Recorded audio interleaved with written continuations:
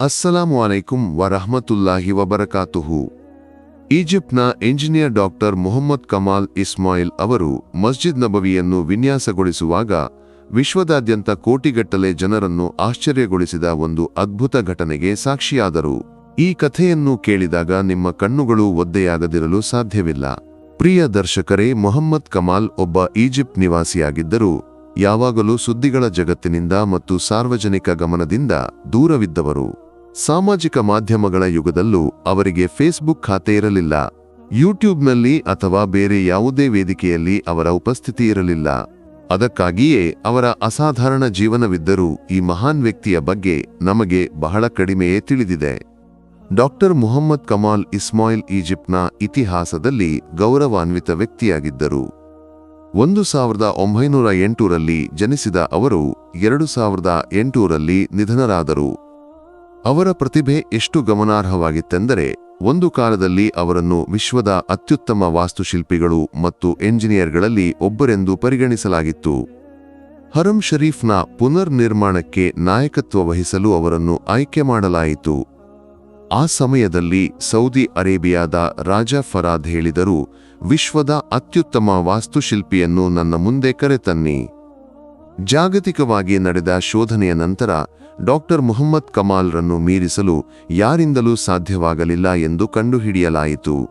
ಆದ್ದರಿಂದ ಈ ಪವಿತ್ರ ಕಾರ್ಯಕ್ಕಾಗಿ ಅವರನ್ನು ಆಯ್ಕೆ ಮಾಡಲಾಯಿತು. ಆದರೆ ಅತ್ಯಂತ ಆಶ್ಚರ್ಯಕರ ವಿಷಯವೆಂದರೆ ಅವರು ಯಾವುದೇ ಸಂಭಾವನೆಯನ್ನು ಸ್ವೀಕರಿಸಲು ನಿರಾಕರಿಸಿದರು. ಅವರು ಸ್ಪಷ್ಟವಾಗಿ ಹೇಳಿದರು, ನಾನು ಒಪ್ಪಂದಕ್ಕೆ ಸಹಿ ಮಾಡುತ್ತೇನೆ, ಆದರೆ ಒಂದು ಪೈಸೆ ಕೂಡ ನನಗೆ ಬೇಡ. ಬಿನ್ ಲಾಡೆನ್ ಗ್ರೂಪ್ ರಾಜನ ಆದೇಶದಂತೆ ಕೋಟಿಗಟ್ಟಲೆ ಡಾಲರ್ಗಳನ್ನು ನೀಡಿದರೂ ಅವರು ನಿರಾಕರಿಸಿದರು. ಅವರು ಹೇಳಿದರು, ನಾನು ಭೂಮಿಯ ಮೇಲಿನ ಅತ್ಯಂತ ಪವಿತ್ರವಾದ 2 ಮಸೀದಿಗಳಿಗಾಗಿ ಕೆಲಸ ಮಾಡುತ್ತಿದ್ದೇನೆ. ನನಗೆ ಹಣ ಬೇಡ. ನನ್ನ ಸಂಭಾವನೆಯನ್ನು ನಾನು ಎಲ್ಲಾ ಲೋಕಗಳ ಒಡೆಯನಾದ ಅಲ್ಲಾಹನಿಂದ ಪರಲೋಕದಲ್ಲಿ ಕೋರುತ್ತೇನೆ. ಸುಬ್ಹಾನಲ್ಲಾ. ಈ ಯೋಜನೆಗೆ $100 ಬಿಲಿಯನ್ ಹೆಚ್ಚು ವೆಚ್ಚವಾಯಿತು. ಡಾಕ್ಟರ್ ಕಮಾಲ್ ಬಯಸಿದ್ದರೆ ಅವರು ಬೃಹತ್ ಸಂಪತ್ತನ್ನು ಗಳಿಸಬಹುದಿತ್ತು. ಆದರೆ ಅವರ ನಂಬಿಕೆ ಎಷ್ಟು ದೃಢವಾಗಿತ್ತೆಂದರೆ, ಒಂದು ನಾಣ್ಯವನ್ನು ಅವರು ಸ್ವೀಕರಿಸಲಿಲ್ಲ. 44ನೇ ವಯಸ್ಸಿನಲ್ಲಿ ಅವರು ವಿವಾಹವಾದರು.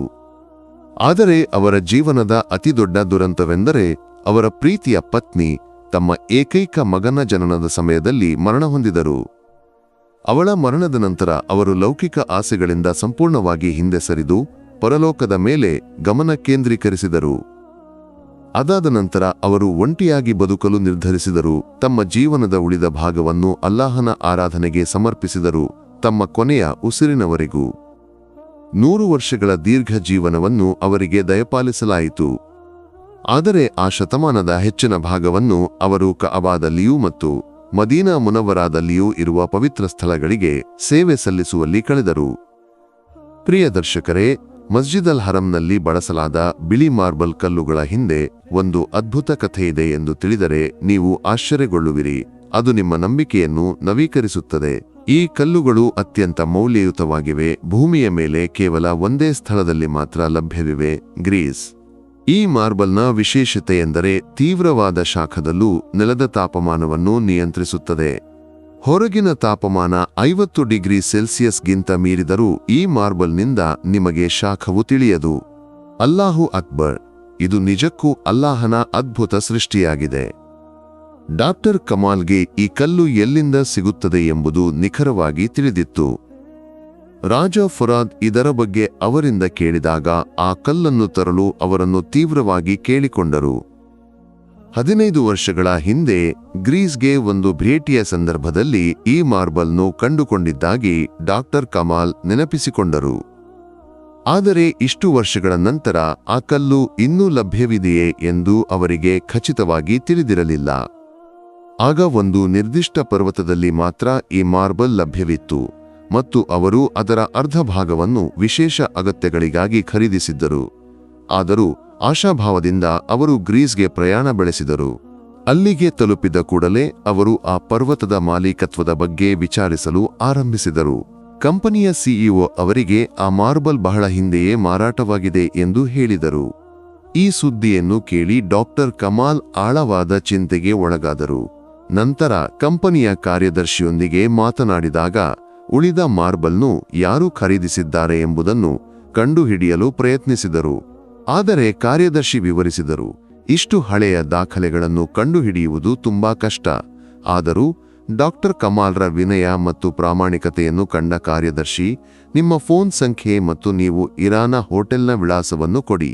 15 ವರ್ಷಗಳ ಹಳೆಯ ಫೈಲ್ಗಳನ್ನು ಪರಿಶೀಲಿಸಿ ಏನಾದರೂ ಕಂಡುಹಿಡಿಯಲು ಪ್ರಯತ್ನಿಸುತ್ತೇನೆ ಎಂದರು. ಡಾಕ್ಟರ್ ಕಮಾಲ್ ತಮ್ಮ ಫೋನ್ ಸಂಖ್ಯೆ ಮತ್ತು ಹೋಟೆಲ್ ವಿಳಾಸವನ್ನು ನೀಡಿ ಹೋಟೆಲ್ಗೆ ಮರಳಿದರು. ಮಾರ್ಬಲ್ ಕಂಪನಿಯ ಕಚೇರಿಯಿಂದ ಹೊರಡುವ ಮೊದಲು ಡಾಕ್ಟರ್ ಮೊಹಮ್ಮದ್ ಕಮಾಲ್ ಮನಸ್ಸಿನಲ್ಲಿ ಯೋಚಿಸಿದರು, 15 ವರ್ಷಗಳ ಹಿಂದೆ ಯಾರಾದರೂ ಈ ಮಾರ್ಬಲ್ನು ಖರೀದಿಸಿದ್ದರೆ ಈಗ ನಾನು ಏನು ಮಾಡಬೇಕು?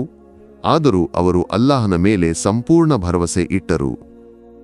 ಮರುದಿನ ವಿಮಾನ ನಿಲ್ದಾಣಕ್ಕೆ ಹೋಗುವ ಕೆಲವೇ ಗಂಟೆಗಳ ಮೊದಲು ಕಂಪನಿಯ ಕಾರ್ಯದರ್ಶಿಯಿಂದ ಅವರಿಗೆ ಒಂದು ಫೋನ್ ಕರೆ ಬಂತು. ಕಾರ್ಯದರ್ಶಿ ಹೇಳಿದರು, 15 ವರ್ಷಗಳ ಹಿಂದೆ ನಾವು ಮಾರ್ಬಲ್ನು ಮಾರಾಟ ಮಾಡಿದ್ದು ಒಬ್ಬ ಸೌದಿ ಅರೇಬಿಯಾದ ನಿವಾಸಿಗೆ. ಈ ಸುದ್ದಿಯನ್ನು ಕೇಳಿ ಆಘಾತಗೊಂಡ ಡಾಕ್ಟರ್ ಕಮಾಲ್ ಒಂದು ಕ್ಷಣವೂ ತಡಮಾಡದೆ ಕಾರ್ಯದರ್ಶಿ ನೀಡಿದ ವಿಳಾಸದೊಂದಿಗೆ ಸೌದಿ ಅರೇಬಿಯಾಕ್ಕೆ ಪ್ರಯಾಣ ಬೆಳೆಸಿದರು. ಅವರು ನೇರವಾಗಿ ಮಾರ್ಬಲ್ನ ಈಗಿನ ಮಾಲೀಕರನ್ನು ಭೇಟಿಯಾದರು.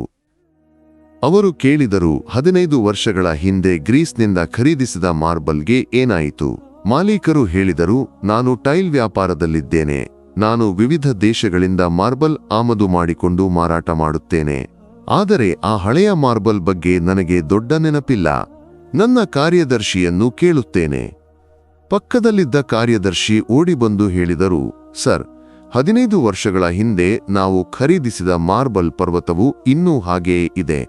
ನಾವು ಅದನ್ನು ಮಾರಾಟ ಮಾಡಿಲ್ಲ, ಯಾವುದೇ ಯೋಜನೆಗೆ ಬಳಸಿಲ್ಲ. ಈ ಮಾತುಗಳನ್ನು ಕೇಳಿದ ಕೂಡಲೇ ಡಾಕ್ಟರ್ ಮೊಹಮ್ಮದ್ ಕಮಾಲ್ ಒಬ್ಬ ಚಿಕ್ಕ ಮಗುವಿನಂತೆ ಅಳಲು ಆರಂಭಿಸಿದರು. ನಂತರ ಅವರು ಸಂಪೂರ್ಣ ಕಥೆಯನ್ನು ಮಾಲೀಕರೊಂದಿಗೆ ಹಂಚಿಕೊಂಡರು. ಈ ಮಾರ್ಬಲ್ನು ಏಕೆ ಶೋಧಿಸುತ್ತಿದ್ದಾರೆ? ಇದು ಅಲ್ಲಾಹನ ದೇವಾಲಯಕ್ಕಾಗಿಯೇ? ಈ ಕಲ್ಲುಗಳ ಆಳವಾದ ಮಹತ್ವ. ನಂತರ ಅವರು ಮಾಲೀಕರಿಗೆ ಒಂದು ಖಾಲಿ ಚೆಕ್ ನೀಡಿ ಹೇಳಿದರು, ನಿಮಗೆ ಇಷ್ಟವಾದ ಮೊತ್ತವನ್ನು ಬರೆಯಿರಿ. ಯಾವ ಬೆಲೆಯಾದರೂ ಈ ಮಾರ್ಬಲ್ ಕಲ್ಲುಗಳನ್ನು ನನಗೆ ಕೊಡಿ. ಮಾರ್ಬಲ್ ಕಂಪನಿಯ ಮಾಲೀಕರು, ಈ ಕಲ್ಲುಗಳು ಪ್ರವಾದಿ ಮುಹಮ್ಮದ್ ಸಲ್ಲಲ್ಲಾಹು ಅಲೈಹಿ ವಸಲ್ಲಂ ಅವರ ಮಸ್ಜಿದ್ ಅನ್ನಬವಿಗೆ ಮತ್ತು ಮಸ್ಜಿದ್ ಅಲ್ ಹರಂನ ಒಂದು ಭಾಗಕ್ಕೆ ಬಳಸಲಾಗುವುದು ಎಂದು ತಿಳಿದಾಗ ಅವರ ಕಣ್ಣುಗಳು ತುಂಬಿ ಬಂದವು. ಅವರು ಹೇಳಿದರು, ನಿಮ್ಮಂತೆಯೇ ನಾನು ಒಂದು ಪೈಸೆ ಕೂಡ ತೆಗೆದುಕೊಳ್ಳುವುದಿಲ್ಲ. ನಾನು ನನ್ನ ಸಂಭಾವನೆಯನ್ನು ಕೊನೆಯ ದಿನದಂದು ಎಲ್ಲಾ ಲೋಕಗಳ ಒಡೆಯನಾದ ಅಲ್ಲಾಹನಿಂದ ಕೋರುತ್ತೇನೆ. ನಂತರ ಆ ಇಬ್ಬರು ಪುರುಷರು ಒಬ್ಬರನ್ನೊಬ್ಬರು ತಬ್ಬಿಕೊಂಡು ಅಳತೊಡಗಿದರು. ಮಾಲೀಕರು ಹೇಳಿದರು, ಈ ಮಾರ್ಬಲ್ನು ಖರೀದಿಸಲು ನನ್ನನ್ನು ಪ್ರೇರೇಪಿಸಿದವನು ಅಲ್ಲಾಹ, ಎಲ್ಲಾ ಲೋಕಗಳ ಒಡೆಯ. ನಾನು ಅದರ ಬಗ್ಗೆ ಮರೆತೇ ಹೋಗಿದ್ದೆ. ಅಂದರೆ ಮಸ್ಜಿದ್ ಅನ್ನಬವಿಗಾಗಿ ಅಲ್ಲಾಹನೇ ಈ ಮಾರ್ಬಲ್ನು ಕಾಪಾಡಿದ್ದನು. ಅವರು ಮುಂದುವರೆದರು, ಪ್ರವಾದಿ ಮುಹಮ್ಮದ್ ಸಲ್ಲಲ್ಲಾಹು ಅಲೈಹಿ ವಸಲ್ಲಂ ತಮ್ಮ ಪವಿತ್ರ ಕೈಗಳಿಂದ ಕಟ್ಟಿದ ಮಸೀದಿ ಇದು. ಈಗ ನಾನು ಖರೀದಿಸಿದ ಮಾರ್ಬಲ್ ಆ ಮಸೀದಿಯಲ್ಲಿ ಬಳಸಲ್ಪಡಲಿದೆ. ಕಣ್ಣೀರಿನೊಂದಿಗೆ ಅವರು ಹೇಳಿದರು, ಈ ಮಸೀದಿಯ ಪ್ರತಿಯೊಂದು ಇಟ್ಟಿಗೆಯನ್ನು ಪ್ರವಾದಿಯೇ ಅಬೂಬಕರ್ ಮತ್ತು ಉಮರ ಸಹಾಯದೊಂದಿಗೆ ತಮ್ಮ ಕೈಗಳಿಂದ ಇರಿಸಿದ್ದಾರೆ. ಈಗ ನನ್ನ ಮಾರ್ಬಲ್ಲಲ್ಲಿ ಇರಿಸಲ್ಪಡಲಿದೆ. ಅಲ್ಲಾಹು ಅಕ್ಬರ್, ನಾನು ಎಷ್ಟು ಭಾಗ್ಯವಂತ.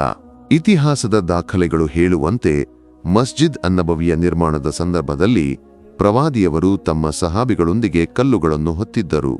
ಸಹಾಬಿಗಳು ಸಂತೋಷದಿಂದ ಯಾ ಸಹ ಎಂದು ಗಾಯನ ಮಾಡಿದರು. ಪ್ರವಾದಿ ಸಲ್ಲಲ್ಲಾಹು ಅಲೈಹಿ ವಸಲ್ಲಂ ಉತ್ತರಿಸಿದರು, ನಿಜವಾದ ಯಶಸ್ಸು ಪರಲೋಕದಲ್ಲಿದೆ. ಯಾ ಅಲ್ಲಾಹ, ಅನ್ಸಾರ್ ಮತ್ತು ಮುಹಾಜಿರ್ಗೆ ಕರುಣೆಯನ್ನು ದಯಪಾಲಿಸು. ಈ ಸುಂದರವಾದ ಮಸೀದಿಯನ್ನು ಇಸ್ಲಾಂನ ಸಂಕೇತವೆಂದು ಪರಿಗಣಿಸಲಾಗುತ್ತದೆ. 3 ಬಾಗಿಲುಗಳು, ಪ್ರತಿಯೊಂದು ಬದಿಯಲ್ಲೂ ಕಟ್ಟಡದ ಗೋಡೆಗಳಿದ್ದವು. ಅವು ಓಡುಗಳಿಂದ ಕಟ್ಟಲ್ಪಟ್ಟಿದ್ದವು. ಕಂಬಗಳು ಖರ್ಜೂರದ ಮರದ ಕಾಂಡಗಳಿಂದ ಮಾಡಲ್ಪಟ್ಟಿದ್ದವು. ಚಾವಣಿಯು ಖರ್ಜೂರದ ಕೊಂಬೆಗಳಿಂದ ಮತ್ತು ಎಲೆಗಳಿಂದ ನಿರ್ಮಿತವಾಗಿತ್ತು. ಮಸೀದಿಯ ಉದ್ದವು 100 ಮುಜಂ ಆಗಿತ್ತು. ಕೋಟೆಯ ಗೋಡೆಯ ಮುಂಭಾಗದಿಂದ ಹಿಂಭಾಗದವರೆಗೆ ವ್ಯಾಪಿಸಿತ್ತು. ಈ ಮಸೀದಿಯು ಕೇವಲ ಪ್ರಾರ್ಥನಾ ಸ್ಥಳವಷ್ಟೇ ಅಲ್ಲ, ಇಸ್ಲಾಮಿಕ್ ಕಲಿಕೆಯನ್ನು ಹರಡಲಾದ ಒಂದು ಜ್ಞಾನ ಕೇಂದ್ರವಾಗಿತ್ತು. ದಅವಾ, ತಬ್ಲೀಗ್ ಇವು ನಡೆಯುತ್ತಿದ್ದವು. ಜಾಗತಿಕ ಧಾರ್ಮಿಕ ವಿಷಯಗಳನ್ನು ಪರಿಹರಿಸಲಾಗುತ್ತಿತ್ತು. ಈ ಮಸೀದಿಯ ಇಮಾಮ್ ಭೂಮಿಯ ಬೆಳಕಾದ ಎಲ್ಲಾ ಲೋಕಗಳಿಗೆ ಕರುಣೆಯಾದ ಪ್ರವಾದಿ ಮುಹಮ್ಮದ್ ಸಲ್ಲಲ್ಲಾಹು ಅಲೈಹಿ ವಸಲ್ಲಂ ಆಗಿದ್ದರು. ಪ್ರವಾದಿಯವರ ವಿಯೋಗದ ನಂತರ ಈ ಜವಾಬ್ದಾರಿಯನ್ನು ಅಬೂಬಕ್ರ್, ಉಮರ್, ಉಸ್ಮಾನ್ ಮತ್ತು ಇತರ ಅನೇಕ ಸಹಾಬಿಗಳು ತೆಗೆದುಕೊಂಡರು. ಇಂದು ಮಸ್ಜಿದ್ ಅನ್ನಬವಿಯ ಅಂತಿಮ ವಿನ್ಯಾಸವನ್ನು ಪೂರ್ಣಗೊಳಿಸಿದವರು ಮಹಾನ್ ಈಜಿಪ್ಟ್ನ ಎಂಜಿನಿಯರ್ ಡಾಕ್ಟರ್ ಮೊಹಮ್ಮದ್ ಕಮಾಲ್ ಹುಸೈನ್. ಅಲ್ಲಾಹನು ಅವರಿಗೆ ಜನ್ನತುಲ್ ಫಿರ್ದೌಸ್ನು ದಯಪಾಲಿಸಲಿ. ಆಮೀನ್. ಅಸ್ಸಲಾಮು ಅಲೈಕುಂ ವರಹಮತುಲ್ಲಾಹಿ ವಬರಕಾತುಹು.